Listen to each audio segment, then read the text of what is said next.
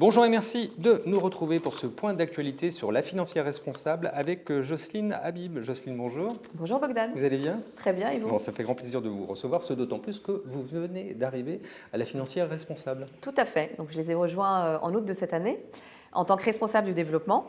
Et je suis venue renforcer l'équipe commerciale et accompagner la stratégie de développement de la financière responsable. Donc cette stratégie de développement est déjà bien en marche depuis 3 ans maintenant, puisqu'elle est accompagnée par nos partenaires stratégiques que sont l'assureur espagnol Mapfre et le groupe Olifan, que vous connaissez bien, qui est un des leaders de la gestion de patrimoine en France. Ces 3 dernières années, d'ailleurs, ont vu progresser nos encours de manière assez significative. Vous êtes à combien là? 573 millions à fin septembre, donc on a presque doublé en 3 ans. Et nos fonds aujourd'hui sont référencés sur toutes les plateformes et tous les assureurs français. Très bien. Et justement, il y a un fonds qui m'intéresse beaucoup, c'est le Action Solidaire ISR. Oui, tout à fait. Est-ce que vous pourriez m'en dire 2 mots? Absolument. Alors, Action Solidaire ISR est un fonds solidaire, comme son nom l'indique.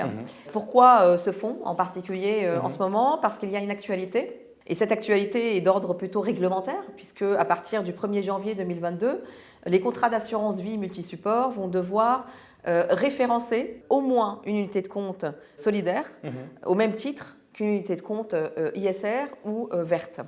Ça tombe bien pour vous. Ah bah ça tombe très bien pour nous, puisque effectivement Action Solidaire ISR détient le double label, le label ISR et le label Finansol, qui est le label de la finance solidaire, et constitue donc un très bon candidat dans ce cadre-là. Que maintenant les investisseurs soient au courant et adhèrent à votre discours. Mais tout à fait. Alors justement, en termes de perf, qu'est-ce que ça donne ce fonds? On a réalisé de très belles performances ces 2 dernières années. En 2020, on est à plus 8,43% quand l'indice de référence, lui, réalise une performance négative. Et l'année 2021 s'annonce très bien puisqu'on est à plus 17,54 à fin septembre, 3 points au-dessus de notre indice de référence. Donc tout va bien pour l'instant?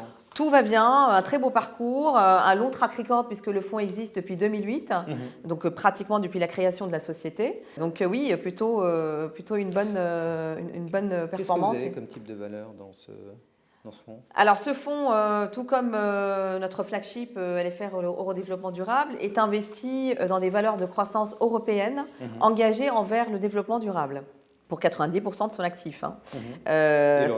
Alors le reste, c'est une exigence du label Finansol, ce qui en fait donc un fonds solidaire.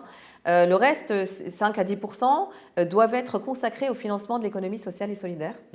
Ça veut dire quoi? Ça veut dire concrètement qu'on investit en direct sur des titres non cotés d'entreprises solidaires qui sont agréés ESUS.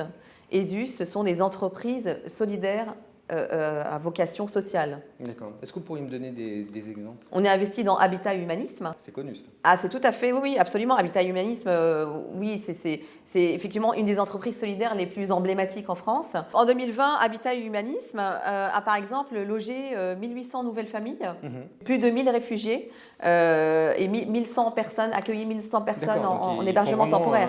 Un travail de terrain qui est important. C'est un travail de terrain qui est vraiment colossal et qui se mesure concrètement. Si on prend un autre exemple, France Active, dans lesquels on est investi aussi. Alors France Active accompagne les entreprises solidaires et les finance. Des entreprises solidaires à dominante à visée sociale et environnementale depuis plus de 30 ans.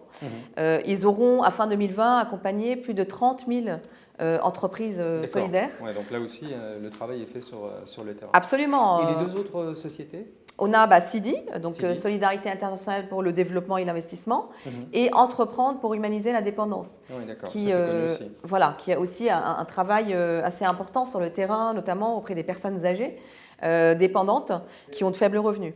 Très bien. Jocelyne, en tout cas, grand merci à vous d'être venue en plateau et merci pour toutes ces précisions. Merci beaucoup à vous, Bogdan, et à très bientôt.